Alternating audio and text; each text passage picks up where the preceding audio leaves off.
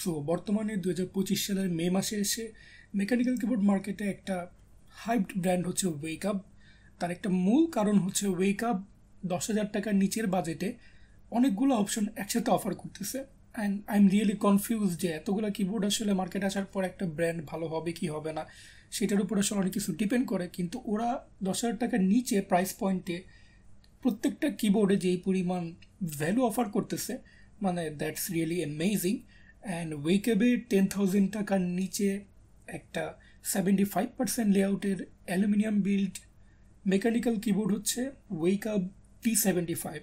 And এটা হচ্ছে early review unit, এটা আমাকে পটেটোটেক থেকে দেওয়া হয়েছে। সো মোটামুটি মার্কেটে আসার 1 মাস আগে আমি এটা হাতে পাইছি, হয়তো খুব তাড়াতাড়ি এটা মার্কেটে চলে আসবে।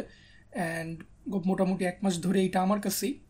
So I have to say this is an amazing keyboard. So keyboard হচ্ছে এটা CNC aluminium build mechanical keyboard.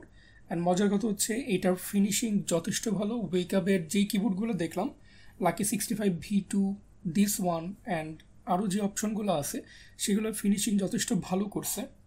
And কিবোর্ডটার front look হচ্ছে মোটামুটি এরকম, যদি আমার ইউনিটটাতে ব্ল্যাক অন হোয়াইট কিক্যাপস সহ আসছে। অ্যান্ড এটা হচ্ছে ব্ল্যাক বডি। D75-এর অবশ্য দুইটা কোটিং অপশনই আছে, একটা হচ্ছে অ্যানোডাইজড আর একটা হচ্ছে ই কোটিং। সো আমার এই ব্ল্যাক ইউনিটটাতে ফ্রন্ট লুকটা হচ্ছে ঠিক এরকম। অ্যান্ড যদি ব্যাক সাইডে যাই, ব্যাক সাইডে কোনো ওয়েট বা আলাদা কোনো কিছু না থাকলেও এখানে একটা পেপার বোর্ডের একটা এনগ্রেভ করা আছে।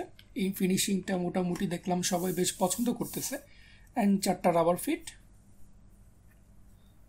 অলসো যদি সাইড প্রোফাইলে যাই, সাইড প্রোফাইলটা অতটা বাল্কি না, মোটামুটি স্লিকই আছে বা মিনিমালিস্টিক বলা যায়।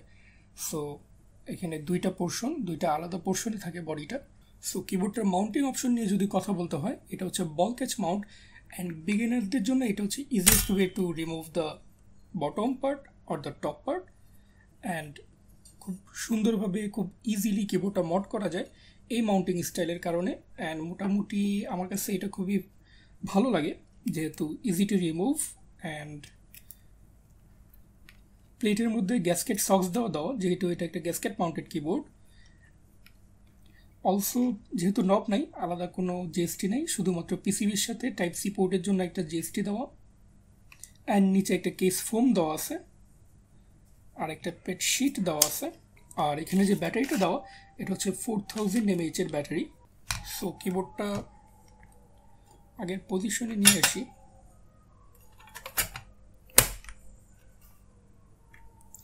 সো সুইচের কিক্যাপস নিয়ে যদি কথা বলতে হয়, কিক্যাপসটা আগের মতোই, অন্যান্য কিবোর্ডের মতোই রেগুলার ডাবল শট পিপিটি কিক্যাপস। ওয়েকআপের কিক্যাপসগুলো একটু হালকা হয়, তবে খারাপ না, তুলনামূলক ভালোই। তবে চিপ না, তবে একটু হালকা হয়। ওয়েকআপের সবগুলো বোর্ডই এরকম। অলসো যেহেতু আগে সুইচটার কথা বলছিলাম, এটা হচ্ছে মূল লিনিয়ার সুইচ। এটা একটা linear switch. And budget board হিসেবে ঠিক আছে, ফ্যাক্টরি লুক। আহামরি যে খুব দামি কিছু তা না, তবে চলে যাবার মতো। আর এই বাজেটে যারা এরকম কিবোর্ড নেয়, লাগে 65V2 বলেন আর ওয়েকআপের D75 বলেন, সবাই আসলে একটা ভালো সুইচ ট্রাই করার পরবর্তীতে ট্রাই করে। সো এটা নিয়ে আসলে বদার হওয়ার কিছু নাই। অ্যান্ড প্লেটটা হচ্ছে FR4 প্লেট, এর সাথে ফ্লেক্স কাট অ্যান্ড পিসিবিটাও ফ্লেক্স কাট। তবে এখানে এলইডিটা হচ্ছে south facing and 5 pin cut out for switch. So আগের জায়গায় নিয়ে আসি।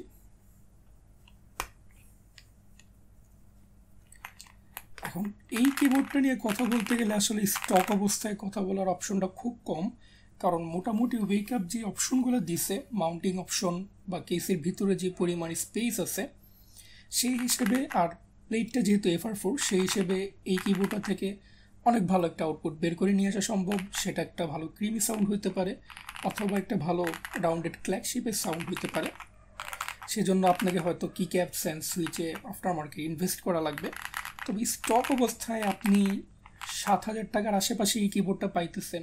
অ্যান্ড আমার মনে হয় না 7,000 টাকার আশেপাশে এত ভালো একটা অপশন অন্যান্য ব্র্যান্ড হয়তো দিচ্ছে। আরও 2-1টা অপশন আছে, লাইক Hi-T6 এখন মার্কেটে অ্যাভেলেবল আছে, ওইটা একটু ডিপ বা থকি সাউন্ডের দিকে থাকবে। তবে যারা মোটামুটি একটা ক্রিমি সাউন্ড বা একটা ভালো রাউন্ডেড ক্ল্যাক সাউন্ড পছন্দ করেন, যেহেতু আমি পার্সোনালি ক্ল্যাক সাউন্ড অনেক বেশি প্রেফার করি, তাদের জন্য ওয়েকআপ D75 একটা রিয়েলি গুড অপশন হতে পারে বা হবে আমার কাছে যতটুকু ধারণা।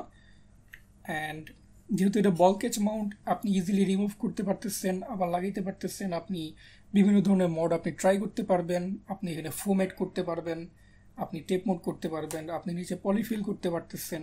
তারপর আপনি কিক্যাপস চেঞ্জ করতে গেলে মোটামুটি 2000 টাকা আর 2500 টাকার আশেপাশে আপনি ডাবল শট ABS কিক্যাপস পাবেন, সেটা দিয়ে আপনি এখান থেকে একটা ভালো আউটপুট বের করে নিয়ে আসতে পারবেন। অলসো যে কি সুইচগুলো দেওয়া আছে স্টক অবস্থায়, সেটা যে খারাপ তা কিন্তু না, সেটা দিয়ে আপনি মোটামুটি বেশ অনেক দিন কাজ চালিয়ে নিতে পারবেন।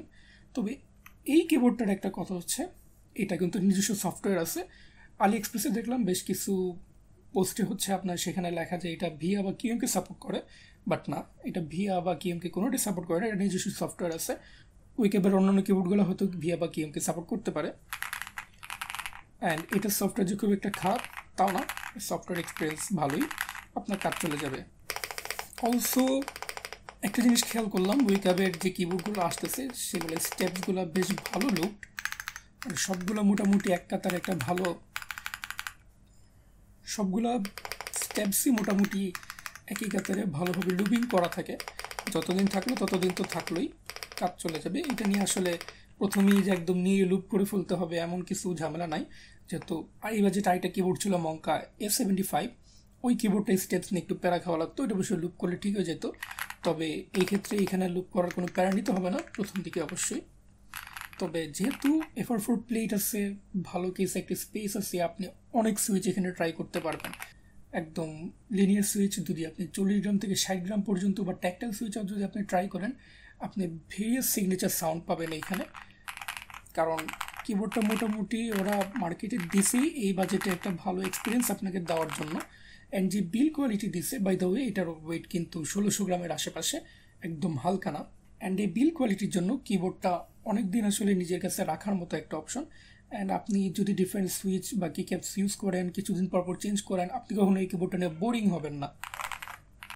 মোটামুটি সবাই হয়তো চায় যে ডেস্কে একটা কিবোর্ড থাকুক যেটা হয়তো আমার টাইপিং এক্সপিরিয়েন্সটাকে আরও বেটার করবে। অ্যান্ড কেউই বোরিং কিবোর্ড রাখতে চায় না, যে একই রকম সাউন্ড সিগনেচার, যে কি সুইচই লাগায় না কেন একই রকম সাউন্ড দিতেছে, সেটা সবাই এখন মোটামুটি, যেহেতু এতগুলো অপশন, ভালো ভালো অপশন, তো ওই রকম কিবোর্ড কেনার আসলে এই বাজেটে এখনও মানে নাই। তো 7000 টাকার আশেপাশে ওয়েকআপ D75 একটা ভালো পিক হইতে পারে। অ্যান্ড সাউন্ড টেস্টটা আমি ভিডিওটা এখানে অ্যাড করে দিতেছি, যেহেতু এটা মূল লিনিয়ার সুইচও আসছে।